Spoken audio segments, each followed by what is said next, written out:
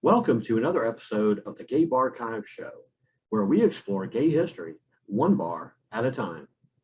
I'm your host, Art Smith, and our guest today is Jonny McGovern, perhaps better known as the Gay Pimp, and the host of his very popular Hey Qween TV talk show. Before we chat with Jonny about his gay bar memories, let's take a look at his iconic 2003 video, Soccer Practice. Yes, I was there, cause my buddy's down. There is nothing wrong with helping a buddy out with soccer practice. With the water polo team, do some track and field on the football ring. Go to the locker room, do some weight training. Do that would be real hot if we join the army. Soccer practice.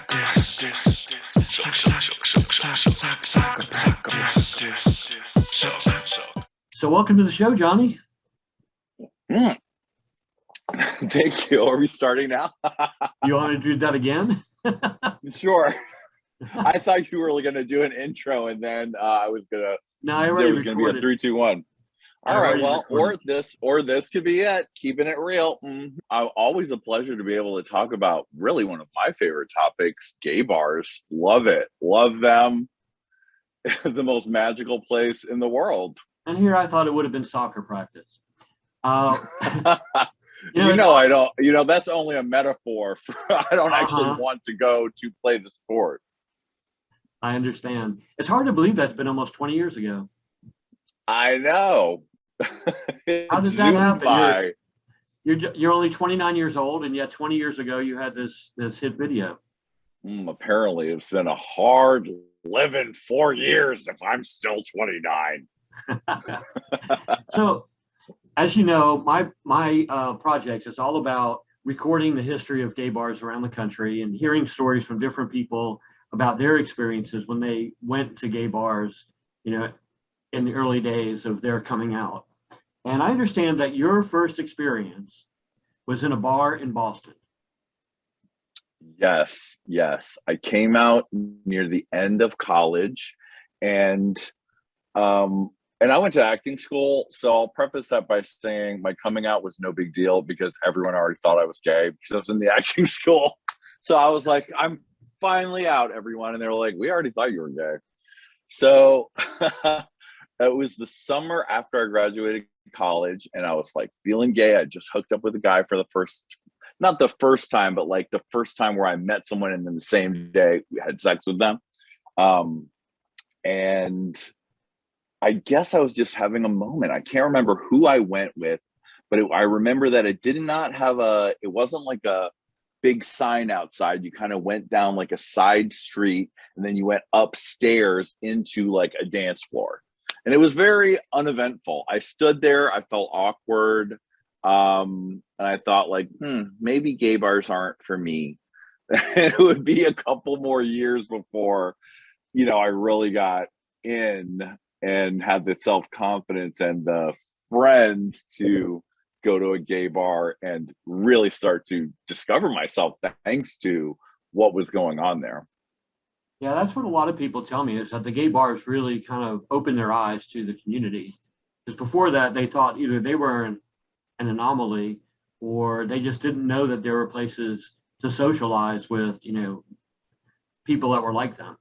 So usually they had some sort of an awareness or a revelation when they went into a gay bar. Now, you said your first one wasn't all that earth-shattering, but then later you told me that apparently the next series of experiences you had were mostly in Manhattan, that you had, I guess, moved from Boston to New York City. And one that you mentioned is a bar that is actually still in business, but not in its original location and format. And that was the Cock on 12th. Yes. My favorite all-time gay bar then, now.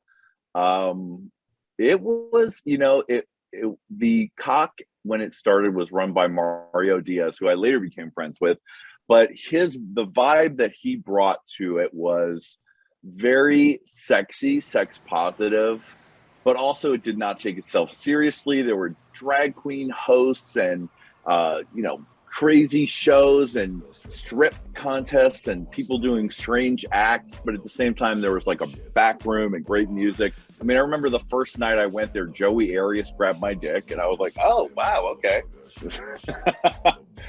Which I think is a story many people might have.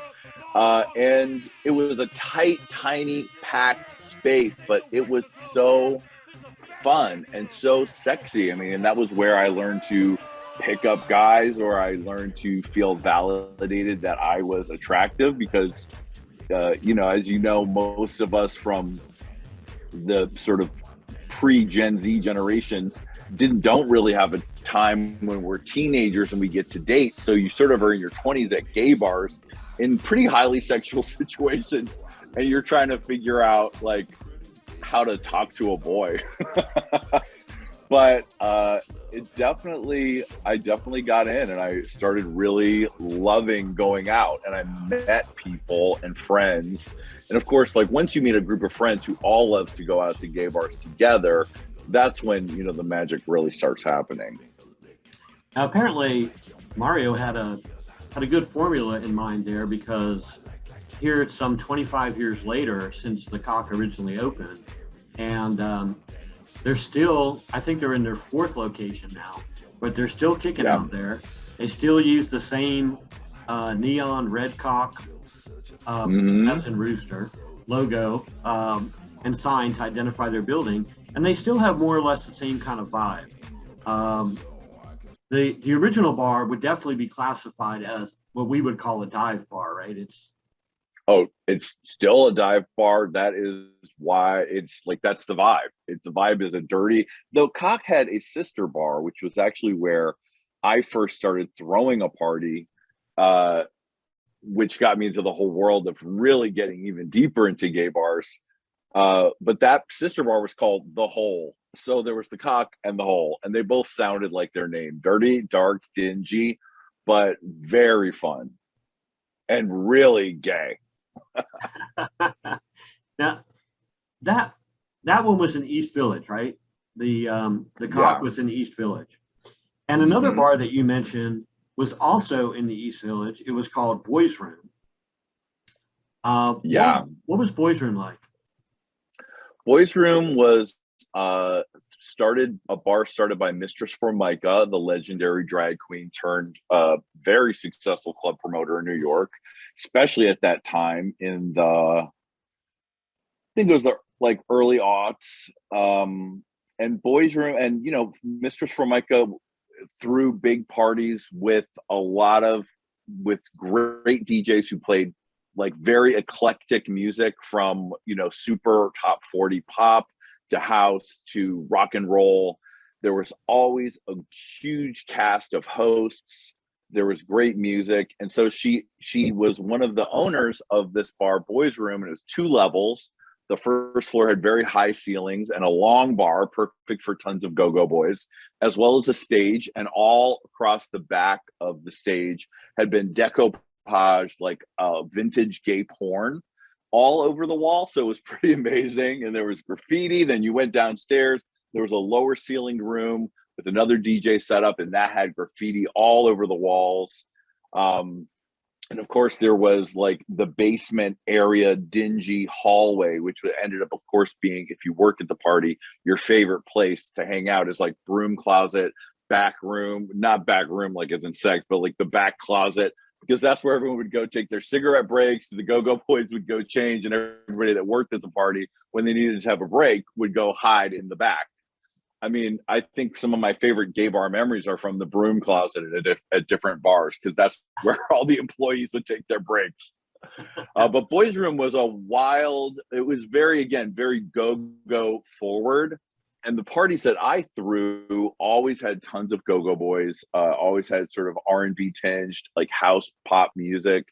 And for the party that I threw there, it was called Boys Gone Wild. It was the early 2000s. So like the Abercrombie and Fitch was a very erotic thing in people's mind. It was before they kind of jumped the shark. And all the ideas of these sort of like all the gay fantasies people have had of frat boys for all over the years was kind of bubbling back up. And in soccer practice and my music videos, we exploited a lot of that sort of thing going on with the guy who was the star of soccer practice with me was actually an Abercrombie and Fitch model. So the party that I threw was Boys Gone Wild, which was sort of meant to be like a dirty gay fantasy version of a frat party. So we had hosts who like, you know, wore their sideways caps and gave people beer bongs and drank out of kegs. And at midnight, we would play the theme song for the night, which was Boys Gone Wild. And like a siren would go off. And all the like 12 to 15 dancers that were working at that party would get up on the bar, all wearing just towels. The two fake frat boy hosts would get up there and be like, "Come on, guys, it's midnight." And all the guys would hold the towels in front of their dick and slap their dick on the towel while the theme song of Boys Gone Wild was playing. And then everyone was getting free shots in the audience. So as you can see, it was a bar to have a good time, to party, as well as, you know, be creative and create moments in nightlife. So every Friday at midnight, you know, if you came to Boys Room to Boys Gone Wild, it would be popping. Now, the only picture, you know, I was doing my research on some of these bars after I knew which ones you were going to talk about. And I looked online, and I found one photograph from Boys Room, just one. But of course, it's difficult when words are common, like boys and room, to find stuff in Google. But I did find one online, and it's a picture of someone. I don't know if he was a patron or a go-go dancer, but from the waist down, he was wearing like turquoise mermaid outfit, bare-chested with like multicolored tattoos across his chest, and this like red, orangey red mohawk, standing like looking at the camera. Does that sound like somebody that would be more likely to be a dancer there, or somebody that would be more likely to be a patron? Oh, I think that was definitely like a photo shoot they probably had at Boys Room for one of their parties. That was probably a look that was being pumped to promote some party. I have tons of photos. I actually carried with me almost all the time working in gay bars disposable cameras from the bodega. And I would have bags and bags of these cameras. And for many years, they didn't even get developed. It wasn't until after I actually left New York, moved here to Los Angeles, and still had this huge bag of disposable cameras that I got everything developed. So in the future, we can show the highlights of those photos here. Absolutely. Because I'll send them to you. Send some to me. Send me your favorites. Oh yeah, I will. There's some great shots. I actually put out a limited edition book called When Boys Go Wild, which was all just photos from that night, because some of the photos we captured were pretty wild, just in terms of catching the moment and that very gay bar moment, especially with go-go's on stage or between a patron and a go-go or a vibe. It was a really fun bar. Now that bar, from what I can tell, was at 211 Avenue A, which would put it in the East Village, right on the edge of Alphabet City. That building, if my research is correct, is like a 6-story or something apartment building above it. Is that right? Yeah, that sounds about right. Yeah. So, and now, by the way, you'd be happy to know, right there, the apartments in that building go for around $1 million a piece and up. So, of course, who'd have thunk it? It's just like CBGB's, where I used to perform for a show called Homocore. Now it's an NYU dorm, and I'm sure everything near it is a gazillion dollars. All these places where we were really slumming it are now multi-million-dollar properties. Womp womp. Now, speaking of slumming it, the next place that you mentioned is not actually a bar. It was the Ramble at Central Park. Oh, well, now I don't get confused. That was, it was not actually the Rambles at Central Park. It was a party inspired by the Rambles at Central Park at a very fancy restaurant that was made out of an old parking lot that they turned into this sort of glamorous, luxurious, like dining and entertainment complex, 2 floors with a giant patio that had a hot tub outside and a tree growing through the whole building.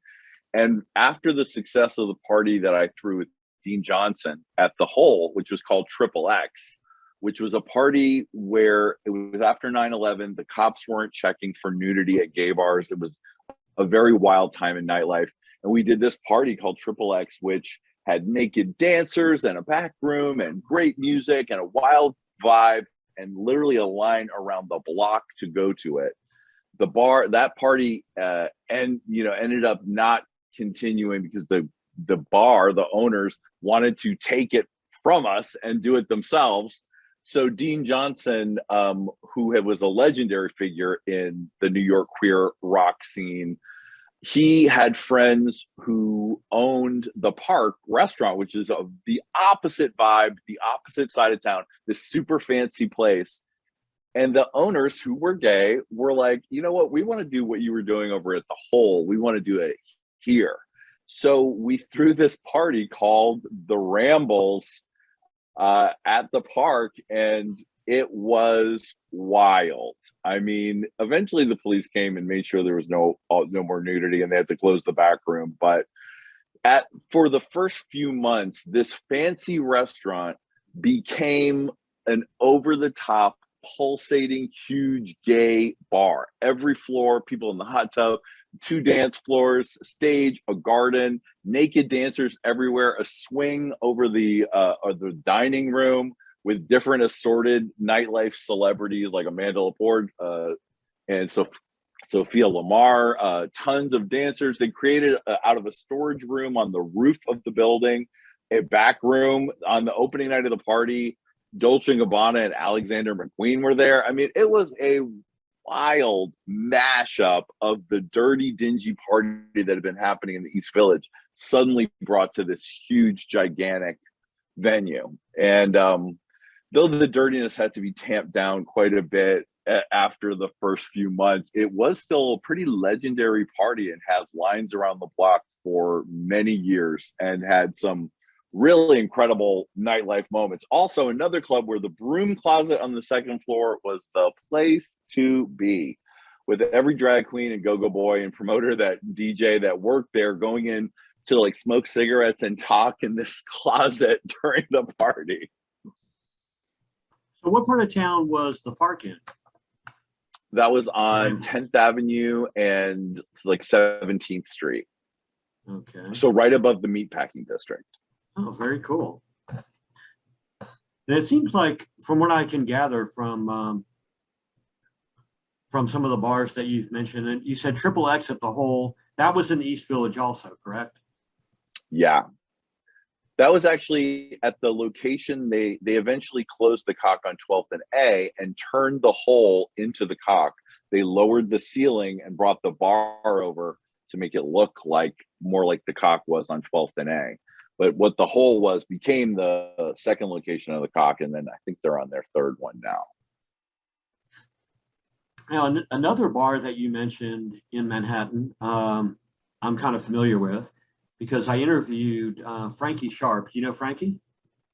Oh, yeah, of course. So I interviewed Frankie Sharp several months back, and he told me that Mr. Black was one of his favorite bar experiences from when he first moved to New York, which I believe was around the same time that you were there. I think your paths crossed in Manhattan. I think he moved there in the late 2000s, like 2009 or something like that. And you were still there at that time. But he seemed to love Mr. Black. What's your take Mr. Black was, it was incredible. I mean, Mr. Black was another party where it wasn't in the East Village, but they wanted that vibe. And Boys Gone Wild had Boys Room had closed, is what had happened. Boys Room had closed. As this happened so many times to me working in nightlife, that you'd have a huge hit party and the bar would either close or get shut down, and then you'd be like starting from scratch all over again. And Stuart Black, who ran Mr. Black, sought me out and asked me to throw the Friday night party there. And he wanted Boys Gone Wild, just like it had been at boys' room, but he wanted to do it in the Mr. Black space and sort of present a more stylized, slightly chicer version of it because the club was so chic, but still have that vibe, that super gay, super sexy vibe. And Mr. Black, you would go down a long set of stairways to the basement level, and then you'd go around a little hall, and then it was just truly one sort of rectangle shaped room with another slightly larger rectangle, slightly smaller rectangle of sort of seating area in another room to the back. And actually, if you watch my music video, Something for the Fellas That Like the Fellas, that is filmed entirely in the original Mr. Black with all of the dancers. And actually, a lot of the sequences were filmed during one of the parties at night because everyone was there working. We closed one of those back seating areas, set up the lights and the camera, and had people doing the takes of the song during the party. And all the dancers you see in that video are all the dancers who were dancing at that version of Boys Gone Wild. And then on Saturday night, they had sort of, I guess we were Saturday night. Friday night was another party there that was more hipster-ish, a little more fancy vibe, but still hard partying. And then on Sunday was Tubway, which was DJ Nita and Gant Johnson, which sort of celebrated Black music and house music and had a really incredible vibe, and actually ended up becoming a much bigger party when Mr. Black changed into a bigger venue. But Mr. Black was a moment. It was a moment. It was overwhelmingly popular. I mean, the club would be packed to the rafters every single night. And at Mr. Black, those of us who worked there had it very nice because next to the DJ booth was actually a fully curtained off area where they would bring us like fruit platters and we'd have cocktail bar service, while just 5 feet away on the other side of the thing was like people crammed together because everybody loved Mr. Black. Eventually that got shut down in a major police raid that happened on a Friday night during a party. I was not there that night, but it was wild. There's lots of stories. Yeah, I've actually read a couple of articles about the bus that night. Something like 30 people were taken in, I think, from Mr. Black. Yeah, I mean, that bus. Yeah, it was wild. I think like all the employees went in. Stewart, I don't think, was there and had to come and bail everyone out. I mean, imagine the most glamorous crew of arrestees because everyone was pumping all of these incredible looks and having to go to jail. It was wild. Yeah, I seem to remember a mention of something about one of the cocktail servers there who was basically wearing nothing but a small bar towel in front of his cock and would run around with a bare butt serving drinks at Mr. Black. Yes, that was Luke, who eventually opened the Mr. Black out here in Los Angeles.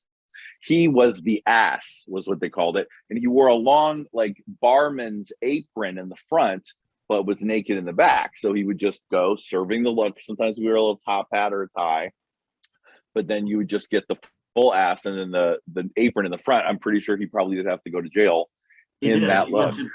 I believe he went to jail that night. Now, is the Mr. Black in LA still open or no? No, I don't believe so. I think that was more like I don't know if that was actually a permanent party. I wasn't throwing parties again at that time, so I'm not sure. It did last here for quite a while. I think it maybe evolved into a different event. How long has it been since you've been back to party in New York? How often do you get back? I don't really get back very much at all. I mean, I really now only go for work. If I'm there for work, it's always great to catch up, see people. Like you said, Frankie Sharp was crossing paths with me right as I was leaving. And so I've gone back for events for him a couple times. But here in LA, I'm running the Hey Qween studio, running different TV shows that we're producing. So I don't have a lot of time to travel. My schedule's pretty hectic. But when I do go back, I can't wait to go to the Q, which was opened by Frankie, which seems to really, again, be continuing the vibe of the parties that I've always loved. Yeah. in New Well, I York. kind of got that vibe because you and Frankie seem to be on the same page with the kind of slightly underground, slightly grungy, slightly dirty gay bars that you've talked about and you've liked, and and the little bit of extravagance. I know Amanda Lepore worked with him as well. He did West Gay at the Westway, That party was amazing. but in the And that was queue. very much in that same vein of the type of stuff we did at the park, where it was site specific, but the vibe and the strippers and the queens and all that was just inhabited and turned it into something different. And that's what I love that he's continuing that on and making sure that nightlife stays kind of. Absolutely. And he's told me numerous times that the queue opened Gay Pride weekend in New York. So it's end of June. And they've only been open a few months, but they have been wildly successful. They're open 7 nights a week. And from what I can tell from him, they're always packed and always have something cool going on. The queue, by the way, was derived from the word queer. So that's why they called it the queue. But does that surprise you with Frankie? But No, it doesn't. I think if it's the queue, what else is it going to be? Come on. But on the second floor, they have a space that I think you would be in love with. It's called the Cruise Bar, spelled with a Q, Quruise. And it's kind of like a gentleman's club with tufted black leather walls and, men's cruisy area. And then there's a private room off of that level, from what I understand. A 3,000 square foot dance floor on the top, which has been fully sound insulated to protect the neighbors who don't particularly want to hear the noise. And then downstairs is the cabaret, spelled with a Q also.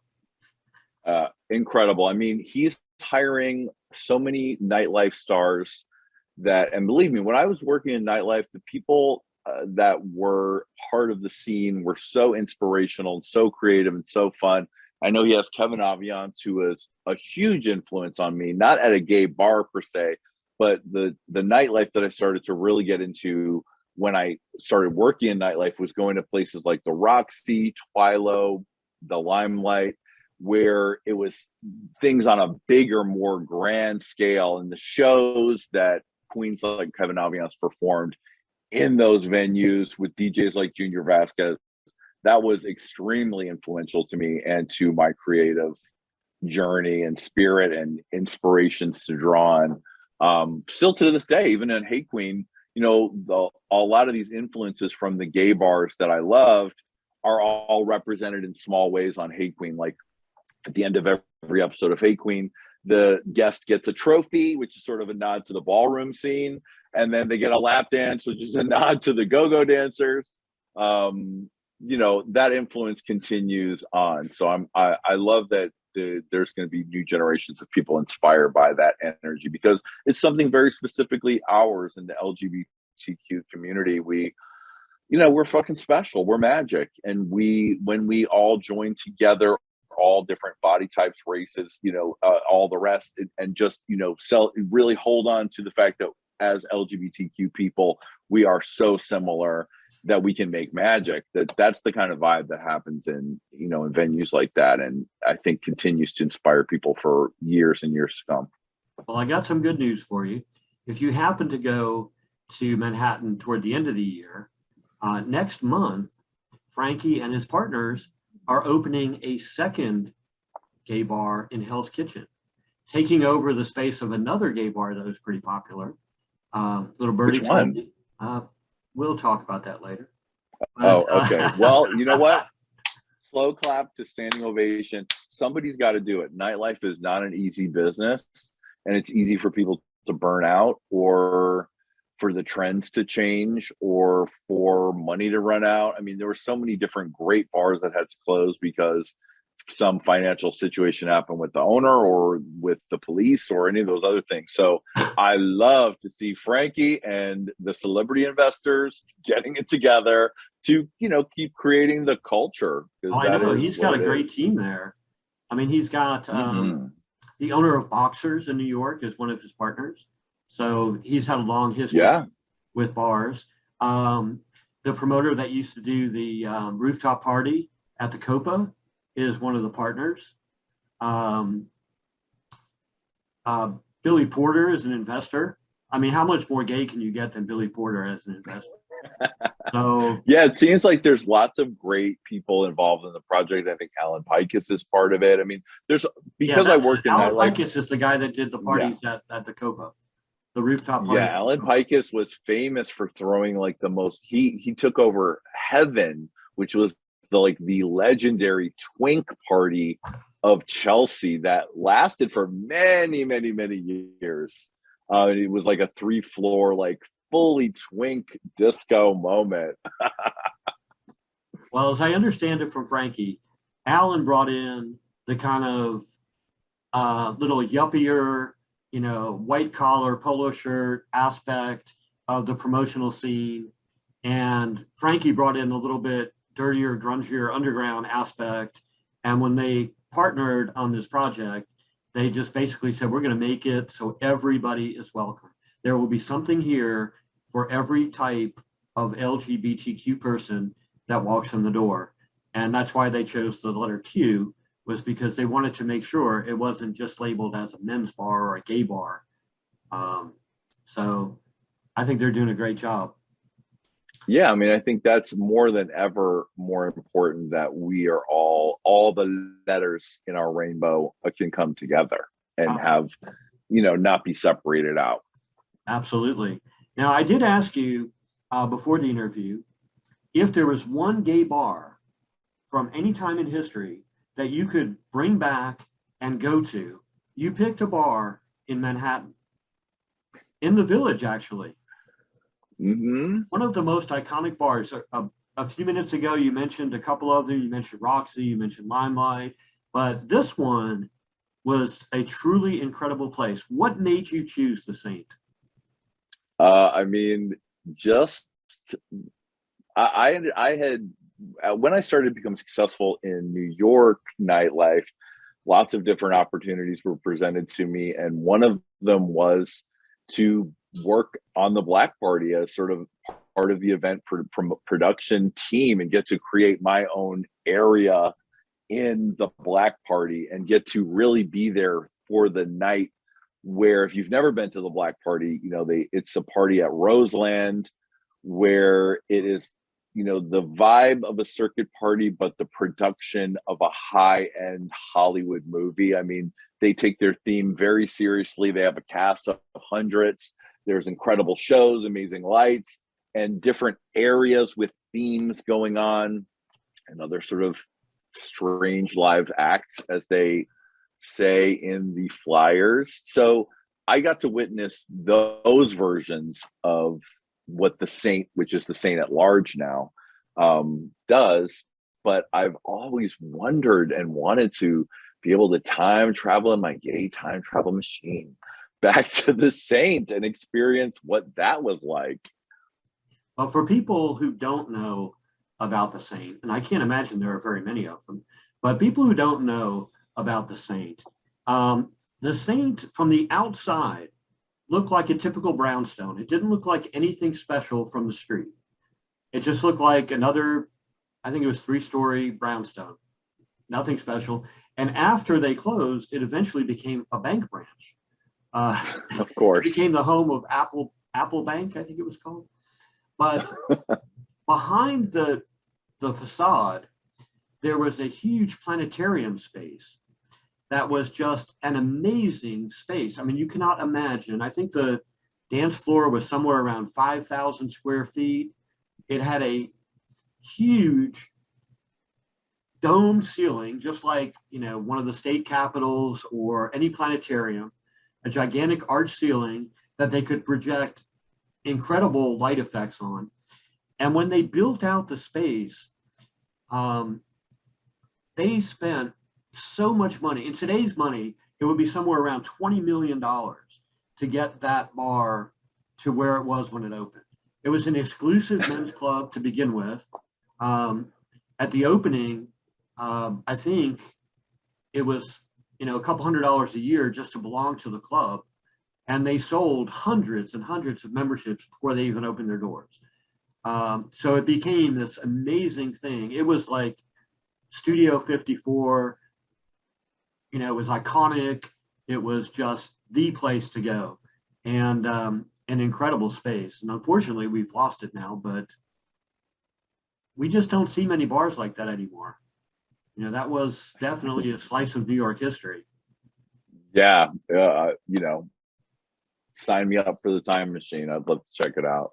And I can't tell you in my research how many other bars called the Saint I have discovered over the years. I mean, there were saints in Atlanta, Fort Lauderdale, I think Chicago, Houston, all over the place. People just said, "Oh, this name is going to make us millions," and they just stole it and called the gay bar the Saint. I performed at lots of different gay bars with similar names. I'm sure there's an Angles or a Pink Triangles or lots of Secrets. angles and triangles. Angles and Triangles, Secrets. Tricks. Right. Like my friend was telling me about like when they get really military named, like the 40th Gunnery or something like that. I love those names. There was one in West Palm Beach, Florida, that you would appreciate, which did take a military twist, but I think they're being a little funny too. It was called Fort Dix, Dix. I mean, which was an actual military base in New Jersey, but yeah. But that one kind of, straddles the line there. So it looks like you've had a lot of fun over the years, visiting gay bars and promoting events at gay bars. And then somehow you decided to hang up that part of your professional life and do videos and talk shows and different types of things that somehow involve drag queens, strippers, music, and glitz and glamour. So really, you didn't change from the bar scene. You just went from a bar to a studio. Yeah, 100%. I mean, the vibe is the vibe. I like what I like. I love gay stuff. I love nightlife. I don't really practice it very much anymore, but I am continually inspired by all the experiences I had, in gay bars and in gay clubs and with gay culture through my whole life. I mean, living in New York, I was exposed to every different scene and got to meet so many legendary people like Octavia St. Laurent, Princess Extravaganza, Kevin Aviance, Junior Vasquez. I got to have a record produced by Junior. I mean, I've gotten to really have a lot of incredible experiences in nightlife, and that energy has continued into the type of projects that I like to do now. Absolutely. And now the soccer video obviously used elements of your go-go experiences and things like that. And that one, when you first put that out, like I said, it was 2003. So we're talking about 18 years ago. Did you expect the response you got from that? Did you I'm sure you thought it was fun, and you probably thought a certain group of like-minded people would enjoy it, but did you expect it to get the broad exposure that it got? No. I mean, there was no YouTube when that came out. In fact, I had been performing as the character of the Gay Pimp, which was sort of a twist on a sort of Britney and Justin style teen pop star, but who only sang about dirty gay stuff. And it came out of shows that I was doing in the East Village, musicals where Gay Pimp was a character. In one, he battled Eminem, and another, he battled Lizzie Grubman right after she had run over that girl with her car. They were sort of absurdist, fun, midnight musicals. And to promote those, I started performing as the Gay Pimp in tiny little bars like the Cock, but with huge productions. I would bring like 4 drag queen cheerleaders and 5, go-go boy soccer players, and we would perform all over the place at CBGB's. Eventually, we started doing a show off Broadway at PS 122, and during that time, I had met one of the people that had come to see the show that was a Gay Pimp show called Dirty Gay Teen Pop Superstars, was a producer and director named Richard J. Alexander, who was directing for Bette Midler, Barbara Streisand. And he became very taken with the whole production and worked with me and my team. And he said, well, what do you want to do next? And I had just seen Kevin Aviance have put out a music video, and I knew the director, and I said, oh, I want to make a video. Now, where did I think the video was going to go? I had no idea. I was just in my mind. I thought I'll have it on VHS and I'll show it somewhere. And who knows? Who knows what could happen? There was no like YouTube per se where you would be like, oh, this is going to make me a lot of money. We shot the video and it turned out incredible. We had a premiere in New York, and it got serviced thanks to our producers to all of the gay video bars, which was especially in the early 2000s like a thing, where it would be bars where it was a VJ instead of a DJ, and they would just be constantly playing music videos all night long. Well, this video hit those and it went crazy. I mean, it became this huge smash hit, #1 on like the club video chart. It got picked up by MTV Europe, MTV Asia. I got a job as a regular on Ricky Lake from it. We moved to an even larger venue of doing Dirty Gay Teen Pop Superstars. I toured Asia. I mean, it was this crazy thing. And suddenly I was this pop star, like a pretend pop star, because I was really just a comedian playing a character, but it tapped into something that was going on. I wrote that song when I was coming into my own as a young person in New York. And it was about flipping the ideas that had been made to feel foreign to me as, straight when I was growing up, like sports and the army and frat boys and all that stuff, things that I felt excluded from. As I was coming to my own as a gay man, I was feeling like I had power over those things because I could flip them and find the eroticism in that. And then when I put that back in straight people's faces, that eroticism of like, you thought this wasn't for us? Well, guess what? Soccer practice means you're fucking another guy.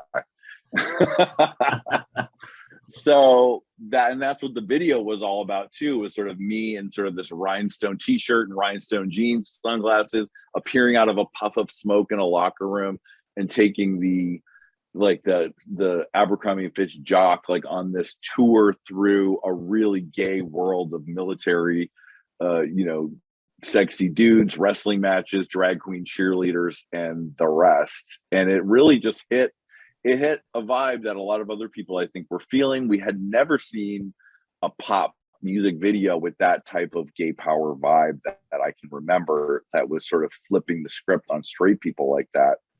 And it was a sensation. I mean, I was pretty new to the internet at that time. So like surprisingly, I was kind of in my own little bubble. I was throwing those parties in New York, and I would go on tour here or there, but it wasn't like today where if you had a hit video like that, you'd be rich and you would be on Ellen or you'd be on whatever. I mean, I remember them trying to get me to perform on Jimmy Kimmel. And they were like, we don't know about the internet. It's like, we're not sure about the internet. It's just a fad. Right. So it was wild. It was a great experience. And I recorded 7 albums as the Gay Pimp and toured for years all around the world. It was a really fun time. I made tons of music videos, and it was a great chapter of really putting gay stuff out there. And I get a lot of great messages from people still to this day about those videos helping them, own their own sexuality, feeling good about being gay, feeling empowered. And plus, they were fun. Absolutely. And that kind of launched you into a whole career of doing video productions and talk shows and things like that. You ended up with a TV show called Hey Qween. How long was Hey Qween producing new episodes? How long has it been on the air? We just finished our 8th season. And we've done Hey Qween, we've done its spinoff Look at Her, we've produced tons of other shows for our broadcast partners. We've been on Netflix. It's been great. And now we're working on new projects that are also related to nightlife. Right then. So we're going to start seeing more drag queens and go-go boys and glitter and sequins and.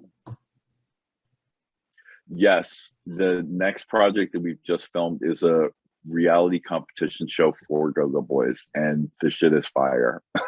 Oh, I cannot wait. How soon will that be out? It'll be out March 2022 on Out TV. Okay. Well, my birthday's March 28th. It's going to be great. All right, well, you'll have a perfect way to celebrate it. There you go. I'm looking forward to that. And that's going to be on Out TV? Yeah, that's right. So we'll have to keep an eye out for that as well. Anything else you got coming up that's interesting? I've been podcasting since 2006. I love to be 10 years early on a huge trend. So I'm now continuing with this. I did a show called Gay Pimp with Jonny McGovern, which later became Gayest of All Time. And I've now started a whole Patreon podcasting network with me and all the people love from those shows. We do a show that I'm sure you'll appreciate. It's called Menergy, where we go deep into different aspects of gay culture that we love, as well as a show called Internet Hole, a show called Sissy Bestie. I'm doing all sorts of different content on there. And it's a great place for the people who've been knowing me for years through my work to really get to know me even better. And you can find that at patreon.com/gayest of all time. Very cool. And at the end of the video, I'm going to put up some slides with the links to your different social media and websites so they can track you down and stalk you all over the internet and find out. Sounds good. I'm thirsty for attention. Bring it. All right then. Well, I really appreciate you taking the time to talk about your history with the gay bars and some of your professional interests and projects that you've worked on. And I'm really looking forward to your new show. So we'll have to keep tuned for that in March of 2022. Thank you, Jonny. Thank you. And keep up. You're doing Gay Jesus's work. We need to really all remember how special gay bars are. Don't let them get lost and sucked into the general culture. These are places where we as queer people can come together and make magic, and let's not lose them. So keep up the good work. Well, thank you. That's kind of the reason that this whole project got started. I was reminiscing about a favorite bar in Atlanta that was called Backstreet. Yes, I should have said Backstreet is where I wanted to go. Oh my God. I've dreamed about going to Backstreet's, the 24-hour bar. I mean, come on, legendary. Not only was it 24 hours, but they had to be open 24 hours. Their liquor license was grandfathered in as a 24-hour license. If they closed for 1 hour ever, they would lose that 24-hour feature, and they would go back to being a regular bar. So, and I was talking to straight people always be trying to fuck with us like that, don't they? Yeah. Well, you may not have known this, but the owners of Backstreet also had a couple of other bars in Atlanta. And one of the bars that they owned was called Weekends, which was right down the street from where Backstreet was. It was about 5 blocks away on Peachtree Street. And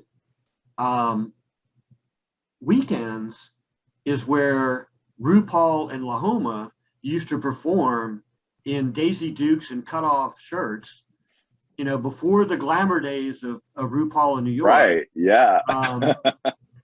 It really kind of got started there in Atlanta. And Larry T was there. There were a lot of people that are players in the New York club scene years later that started out with a background in one of the bars owned by Backstreet. So it holds a special place in my heart. Legendary. Well, it's great to talk to you. Thanks for having me on. I look forward to listening to all your other episodes, and keep the project going. Thank you. And that concludes another segment of the GayBarchives podcast. You can find more podcasts at gaybarchives.com/podcast. We also have more information about this podcast and links to the other podcasts we have